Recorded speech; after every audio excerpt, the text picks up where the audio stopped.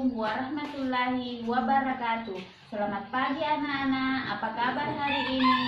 Tetap semangat belajar di rumah ya. Hari ini kita belajar tema 4, sehat itu penting, subtema 1, pembelajaran 1. Namun sebelumnya kita berdoa terlebih dahulu. Doa dimulai. Selesai.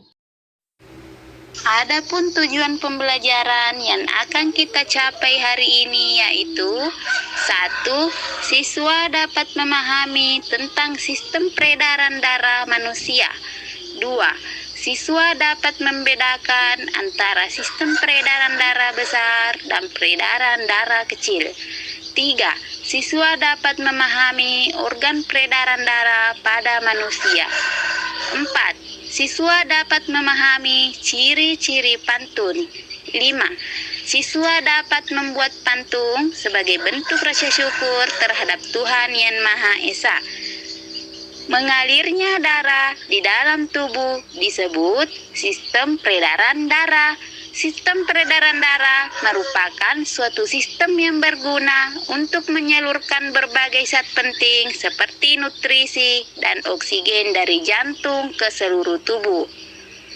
Peredaran darah manusia merupakan peredaran darah tertutup karena darah mengalir di pembuluh darah yang saling berhubungan. Peredaran darah manusia juga termasuk peredaran darah ganda karena mengalir ke seluruh tubuh dengan melewati jantung sebanyak 2 kali. Sistem peredaran darah dalam tubuh ada 2 yaitu sistem peredaran darah besar dan sistem peredaran darah kecil. Sistem peredaran darah besar adalah peredaran darah yang berasal dari jantung menuju seluruh tubuh dan kembali ke jantung. Berikut ini merupakan urutan peredaran darah besar pada manusia. Darah yang banyak mengandung oksigen mengalir ke bilik kiri jantung ke seluruh tubuh melalui pembuluh aorta. Kemudian melewati pembuluh arteri menuju tubuh bagian atas, kemudian ke bagian bawah. Setelah peredaran darah sampai ke seluruh tubuh, terjadi pertukaran gas oksigen dan karbon dioksida pada pembuluh kapiler. Kemudian, darah yang banyak mengandung karbon dioksida kembali ke jantung melalui pembuluh vena dan sampai pada keserambi kanan. Peredaran darah kecil adalah peredaran darah yang berasal dari jantung menuju paru-paru dan kembali ke jantung. Berikut ini merupakan peredaran darah kecil pada manusia.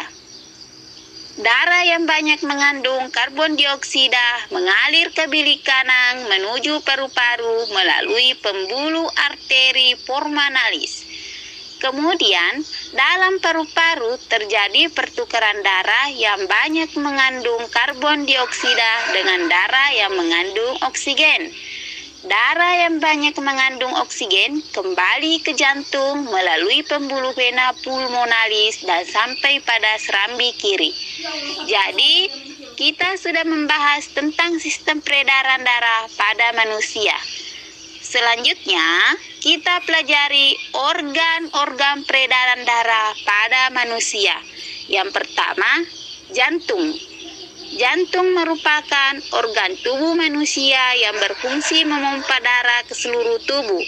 Jantung memompa darah dengan cara berkontraksi dan berelaksasi secara bergantian sehingga jantung berdenyut, mengembang, dan mengempis.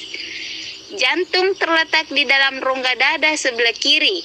Ukuran jantung kira-kira sebesar kepala tangan pemiliknya. Jantung tersusun atas kumpulan otot-otot yang sangat kuat disebut miokardium. Jantung terdiri atas 4 ruang yaitu serambi kanan, serambi kiri, bilik kanan, dan bilik kiri. Organ peredaran darah yang kedua yaitu pembuluh darah. Pembuluh darah merupakan saluran tempat mengalirnya darah dari jantung ke seluruh tubuh dan dari seluruh tubuh kembali ke jantung. Pembuluh darah terdiri atas 2 jenis yaitu pembuluh nadi dan pembuluh balik. Pembuluh nadi disebut arteri. Pembuluh balik disebut vena. Pembuluh nadi atau arteri yaitu pembuluh yang membawa darah yang kaya akan oksigen keluar dari jantung ke seluruh tubuh. Pembuluh nadi yang paling besar disebut aorta. Sedangkan pembuluh balik yaitu pembuluh darah yang membawa darah yang kaya akan karbon dioksida dari seluruh tubuh menuju jantung. Berikut ini perbedaan pembuluh nadi dan pembuluh balik. Organ peredaran darah pada manusia yang ketiga adalah paru-paru. Paru-paru juga mempunyai peranan yang sangat penting dalam proses peredaran darah. Dalam proses peredaran darah, paru-paru berperan sebagai penyuplai oksigen ke dalam darah. Darah yang telah diedarkan ke seluruh tubuh tidak lagi mengandung oksigen, akan tetapi banyak mengandung karbon dioksida. Setelah kembali ke jantung, darah yang mengandung karbon dioksida tersebut dipompa ke dalam paru-paru. Selanjutnya, karbon dioksida diambil dan diganti dengan oksigen melalui proses pernafasan. Paru-paru terdiri atas ribuan tabung bercabang yang jumlahnya ribuan, semakin ke ujung semakin mengecil. Pada ujung yang mengecil terdapat kantong udara. Kantong udara tersebut dinamakan alveoli. Masing-masing alveoli memiliki jaringan halus kapiler. Pada jaringan halus kapiler ini tempat terjadinya pertukaran oksigen dan karbon dioksida. Nah, anak-anak, sebagai manusia kita harus bersyukur kepada Tuhan Yang Maha Esa karena telah memberikan organ peredaran darah yang sehat. Rasa syukur itu kita ungkapkan ke dalam pantun. Rambutku lebat, rambutku subur, tidak dapat dipasang jepitan. Tubuhku sehat, ku ucap syukur, darah mengalir tanpa hambatan. Pantun merupakan jenis puisi lama yang terdiri dari dua bagian penting, yaitu sampiran dan isi, di mana sampiran terletak pada baris pertama dan kedua, sedangkan isi pantun terletak pada bagian ketiga dan keempat. Apa ada pertanyaan Anda?